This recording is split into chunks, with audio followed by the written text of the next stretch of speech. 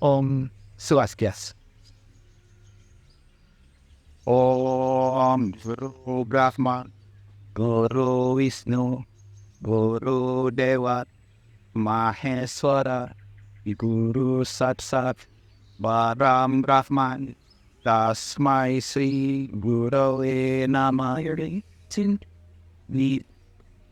Yang terhormat kepada Bapak dosen pengampu mata kuliah Dharma Wacana. Yang saya hormati juga rekan-rekan kelas di ilmu komunikasi yang sudah hadir pada kegiatan kali ini. Pertama-tama, marilah kita memanjatkan puja dan puji kita kepada Ide Sang Yang Widiwasa, karena berkat rahmat beliau kita bisa berkumpul di acara yang berbahagia ini. Umat sedharma sekalian, di hari yang berbahagia ini, izinkan saya, Komandia Tayasa, mengaturkan Dharma Wacana yang bertemakan Catur Marga Yoga sebagai jalan untuk mendekatkan diri kepada Tuhan Yang Maha Esa. Umat sedharma sekalian, dalam agama kita mengenal dengan yang namanya Tuhan, walaupun dengan berbeda-beda sebutan. Dalam agama kita diajarkan untuk berbuat kebaikan dan berbuat sesuai dengan ajaran agama. Hal itu semata-mata dilakukan agar kita bisa mendekatkan diri kepada Tuhan Yang Maha Esa. Namun pada realitanya masih banyak masyarakat atau orang-orang yang bingung bagaimana cara mendekatkan diri kepada Tuhan Yang Maha Esa. Mereka bingung karena mereka berpikir bahwa cara untuk mendekatkan diri kepada Tuhan Yang Maha Esa hanya dengan sembahyang atau berdoa saja. Padahal dalam agama Hindu khususnya, kita memiliki banyak sekali cara untuk mendekatkan diri kepada Tuhan Yang Maha Esa. Berangkat dari fenomena itu, saya di sini akan menjelaskan tentang bagaimana cara kita untuk mendekatkan diri kepada Tuhan Yang Maha Esa berdasarkan ajaran Catur Marga Yoga. Umat sedharma sekalian, Catur Marga Yoga adalah salah satu ajaran yang paling penting dalam agama Hindu. Catur Marga Yoga atau Catur Marga terdiri dari dua kata, yaitu Catur dan Marga. Di mana Catur berarti 4 dan Yoga itu berarti jalan atau cara. Dapat simpulkan bahwa Catur Marga adalah 4 jalan atau cara untuk mendekatkan diri kepada Tuhan Yang Maha Esa. Dalam kitab Bhagavad Gita, sloka 4, bab 4, sloka 11 menjelaskan bahwa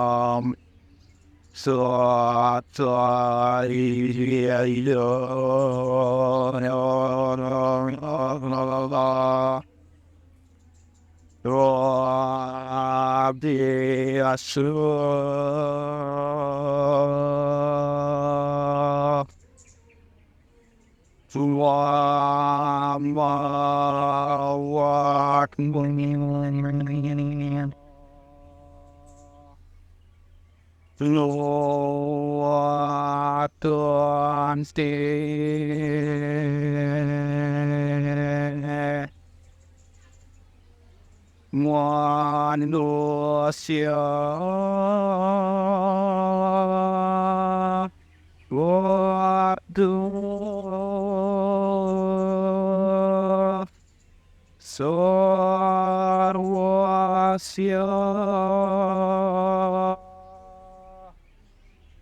yang artinya jalan manapun yang engkau tempuh, niscaya semua jalan akan kuterima.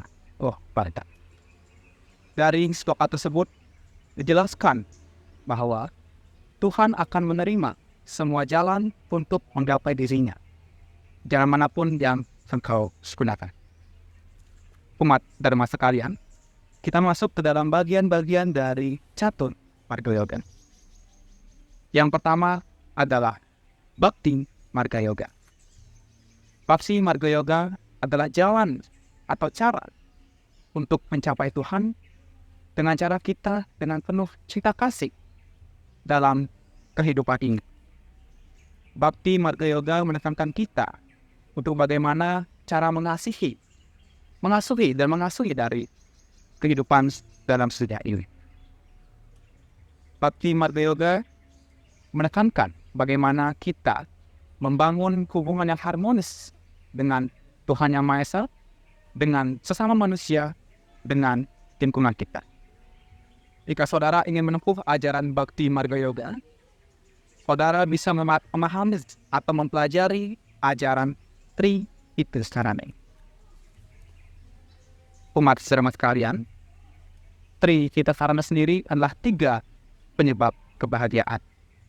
Di mana bagian pertama adalah parahyangan, yang berarti bahwa kita sebagai manusia bisa untuk membangun hubungan yang harmonis atau cinta kasih dengan Tuhan Yang Maha Esa. Lalu yang kedua ada awaman, di mana kita sebagai manusia harus saling asih dan asuh kepada sesama manusia. Lalu yang ketiga yaitu palemahan, di mana kita harus bisa menjaga hubungan yang harmonis dengan lingkungan kita. Jika saudara ingin menekuni ajaran Bhakti Marga Yoga, cobalah untuk memulai menerapkan ajaran Tri Itisaranai. Umat saudara sekalian, kita masuk ke dalam bagian kedua dari catur Marga Yoga, yaitu Karma Marga Yoga. Karma Marga Yoga itu adalah jalan untuk mencapai Tuhan dari perbuatan yang kita lakukan. Karma Marga Yoga menekankan bahwa kita harus bekerja tanpa pamrih dan tanpa melihat hasil yang kita dapatkan.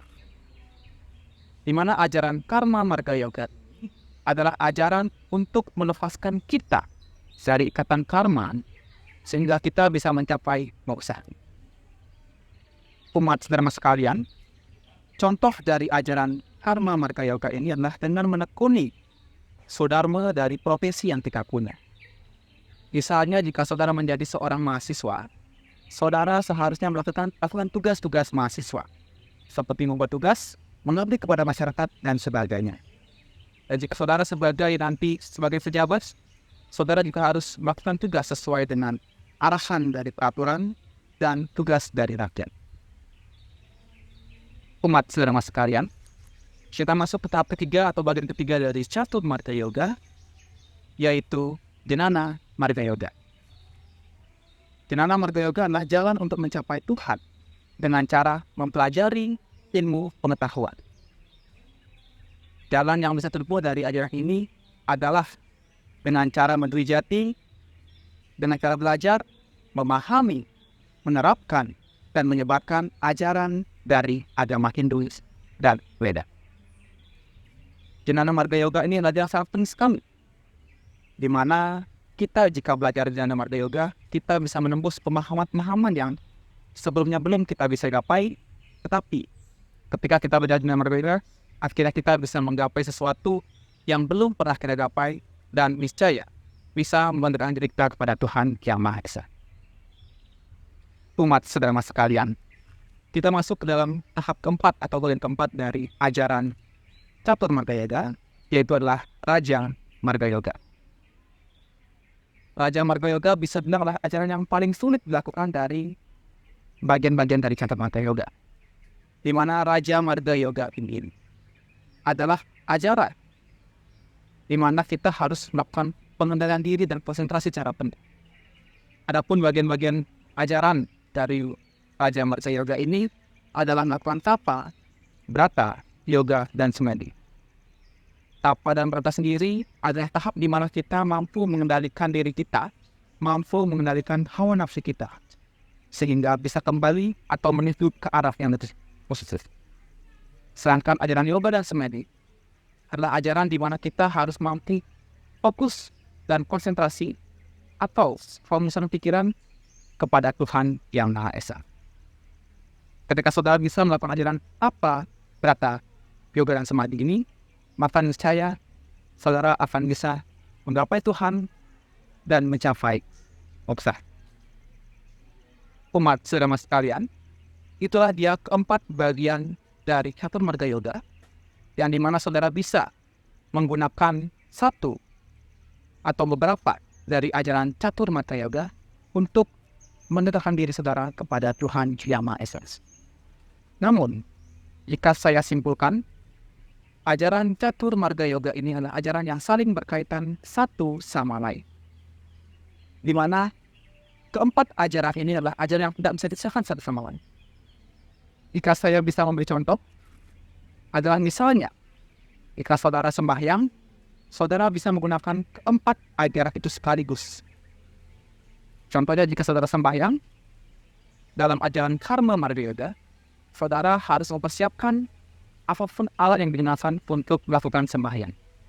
Dalam ajaran bakti marga yoga, saudara harus bisa mengasihi atau mencintai Tuhan saudara ketika sembahyang. Lalu dalam ajaran Jnana marga yoga, saudara harus mengetahui mantra-mantra atau pengetahuan tentang sembahyang. Dan dalam ajaran Raja marga yoga, saudara harus berkonsentrasi dan memesan pikiran kepada Tuhan Yang Maha Esa. Jadi, dapat disimpulkan bahwa setiap kegiatan kita, setiap aktivitas kita, yang dimana untuk mendekatkan diri kepada Tuhan Yang Maha Esa, keempat bagian dari catur marga yoga harus digunakan semaksimal mungkin.